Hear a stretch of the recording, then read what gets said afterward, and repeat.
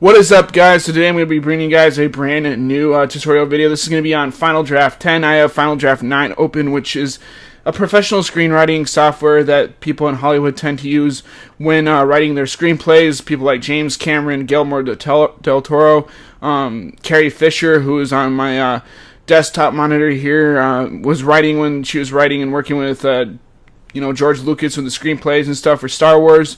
So this is pretty much a universal standard when working with screenplays and stuff for Hollywood. If you want to be a screenwriter, you're definitely going to want to purchase this software. It's really helpful. I was a little bit hesitant when I was first starting out of using this software just because I used Celtics in school, and I really liked that because it was free and I didn't have to pay anything for it.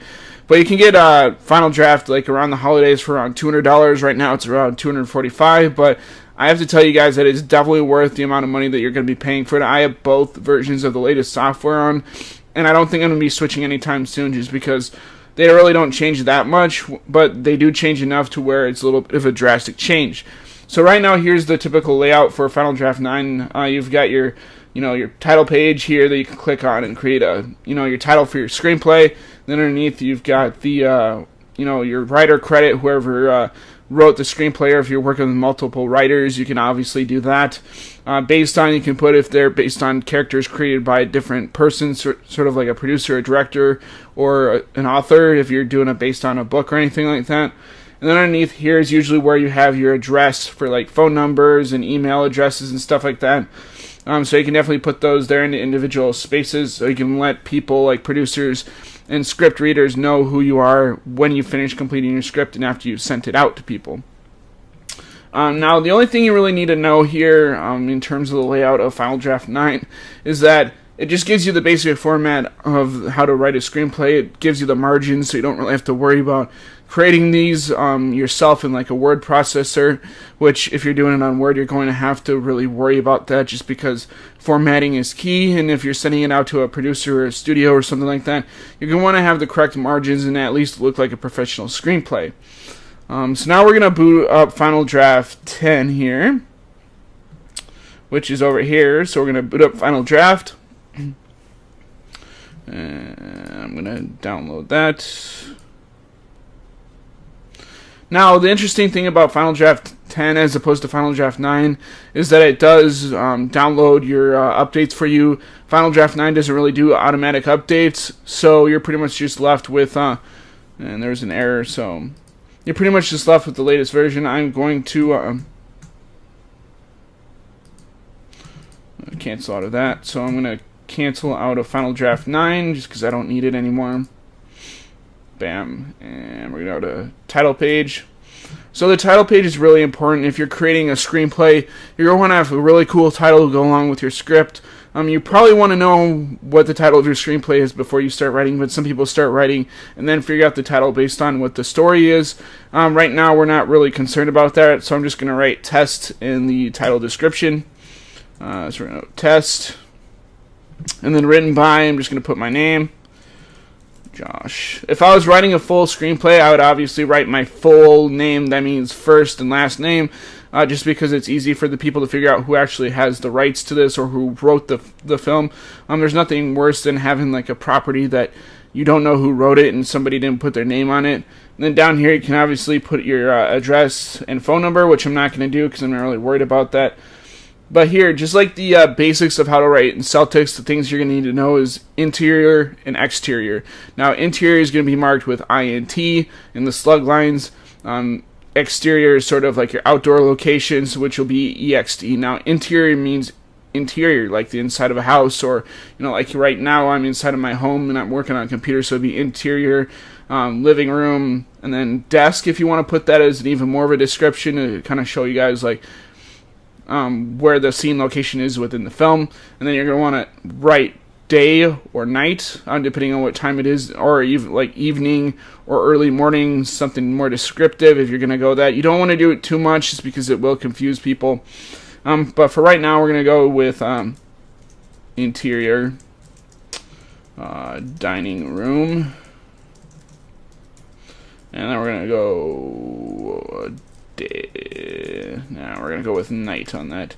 So this is just basically a slug line. This is kind of how it shows like the showrunners and like screenwriters and like other people working on the project, kind of where in the world of your story that your characters are going to be located.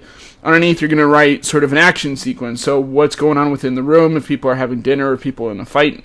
Mostly you want to have like an action scene going on, just because it sets up the mood of what's going on. So we're going to do a family sits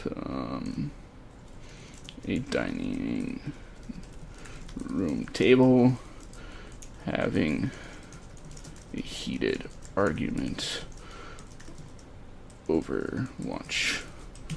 So there you go. You want to keep it at least 1 to 2 sentences. If you can do a little bit more descriptive, that is always helpful. There's other intricacies, like when you're doing sound, when you're describing sound, you're going to want to caps the sound that is going in. So like if you have a giant like sort of a boombox going, you're going to write boombox in all caps, and then giant or loud noise as it's kind of coming out. Just be a little bit more descriptive so people know what you're kind of going for in terms of the mood of the scene.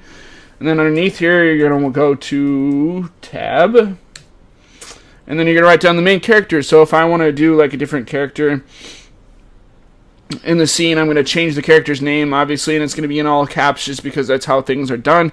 You don't really want to do lowercase or any of that, just because you're doing the main character's name, and therefore it's going to be in all caps throughout most of the script, so actors can find their parts and therefore give you feedback quicker. And that's what they're going to be looking for when they're reading the screenplay, is where their place is within the scene.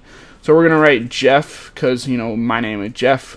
I'm just kidding. Then underneath, you're going to have the dialogue, and it'll automatically switch, if you can see here, between the dialogue. So you can obviously change this manually from scene heading, action, character, parenthetical, which is basically describing sort of like if they're laughing, you're going to write parenthetical, laughing, and then another parenthetical, and then that's going to kind of like show you guys, oh, this character's laughing within the scene.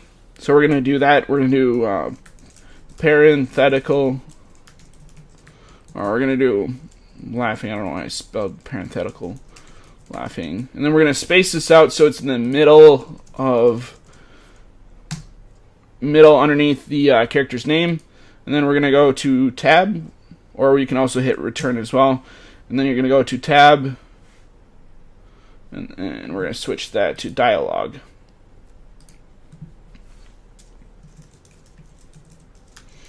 What the fuck is going on?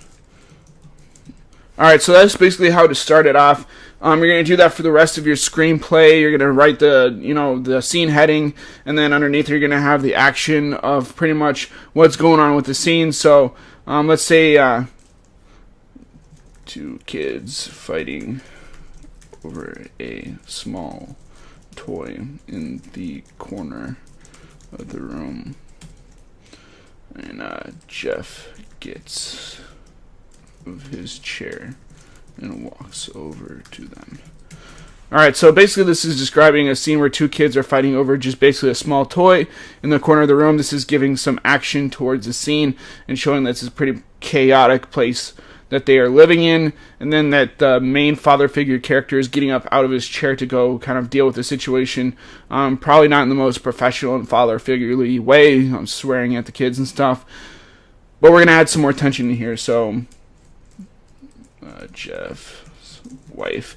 Now, if you're going to have a wife character within the film script, or like even a side character, you're going to want to create a name for them. But since this is just like a test, I'm just going to write Jeff's wife, just because it's not really need to be too, descriptive of what the character is. So we're going to write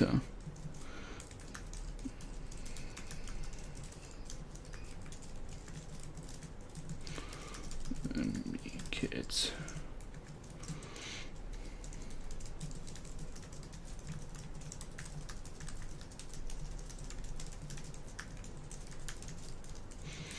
Alright, so basically I'm setting up a little bit of a dialogue and argument between the wife and the husband. So basically Jeff's wife, Jeff, they are just messing around with them be kids. If I don't go over there, they're going to break something, which is a pretty valid argument and reasoning for him to go over there and kind of deal and assess the situation. This is basically the standard screenplay format, so I basically did a little bit of that for you. If you're switching in between different scenes and scene locations, like if you're moving between, the dining room into the living room, then you want to write living room in the scene heading, or if you're going to go outside, then you want to write where outside they're actually going to. But this is basically the general layout, and what's pretty cool about Final Draft 10 is that also it gives you sort of the amount of pages that you're working with and how far you've written, basically. So when I'm writing a screenplay, I'll stop a little bit and maybe like take a break from writing, and then I'll go get something to eat, or I will get something to drink, or use the bathroom or something, or maybe watch a movie or watch TV. This will basically show you how far you've come in terms of your screenplay. It'll be marked kind of like by a little white line that kind of goes across the screen. You can also collaborate with different people on your screenplay, so if you want to have more than one person, just set up the host account and then let the other people write with you. I think that's pretty cool, even though I probably won't use it. You've also got Story Map, which kind of lays out the beats between your scenes and stuff that you've got there. There's other functions, but really this is the only thing you really have to worry about if you're going to be doing some beginning screenwriting work. You don't really have to worry too much about the extra functions and stuff. To save the project, though, what you would want to do is go to File, Save As, and then if you have a finished screenplay and you want to sort of send it out to somebody, you're going to want to go to Save As PDF, and that will save a PDF file for you, and that way your friends can read it or somebody at the studio can read it, and that's kind of how things are generally done within the production. There is a button here. I can't figure out where exactly. Let me find it. File. Oh, you can go and register your script with the WGA. It sends you a direct link to the WGA in Final Draft. So if you go to File and you go to Register Screenplay, it will bring up the page that you go to register your screenplay with the WGA. You can either choose Writers Guild West or East, and it'll be able to register you with the proper one. If you're going to California, you're going to generally want to register with the WGA West. New York, I think, is the WGA East, and that way you kind of separate it out. You can go and look on a map and see generally like how you should submit that stuff. It would definitely help you out a little bit, or you can just look and Google it on your own. This basically gives you a description of like the general basics of what you need to know in order to submit stuff. And if you got questions and things that you want answered, you can obviously call this number down here. But this is where you go to purchase Final Draft. I'm going to get out of testimonials here. Final Draft right now is at $249. When I bought it, it was around $200.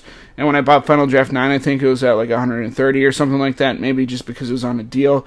But generally, they do go on deals sort of like the holidays and stuff. So if you're going to want to get it, basically you're going to want to wait till one of these deals comes around, in the holidays.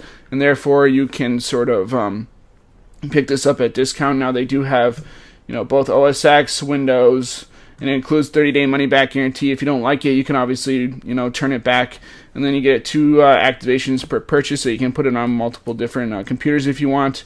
And this is basically just showing you kind of the movies that have used it, like Black Swan, Scarface, things like that. Avatar used it to write their screenplays with James Cameron, and the television series Lost with J.J. Abrams, who also wrote Star Trek, Mission Impossible, and Star Wars, just to name a few. But yeah, this is overall, I really do like Final Draft 9 and Final Draft 10. I think for a professional screenwriting software, this is definitely helpful for beginners that really want to get into screenwriting.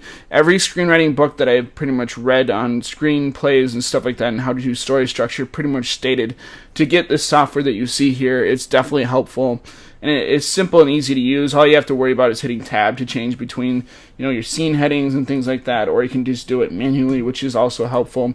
But I hope you guys got the general feel for what Final Draft 9 and Final Draft 10 is. I could go further in depth on how to write the screenplay format for you if you definitely want to check this out in the future and get a better overview of how to write a professional screenplay. Or I could just do sort of like going through like a screenplay myself, like a test screenplay, and then working through it kind of like more detailed.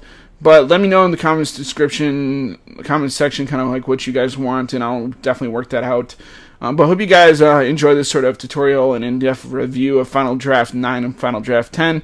I really do, again, like this software. I think it's very helpful for screenwriters. So if you're looking to buy it, definitely do buy it. It's well worth your money. But as always, guys, if you like this and you want to see more in my future videos, please rate, comment, subscribe. We'll see you next video. Peace.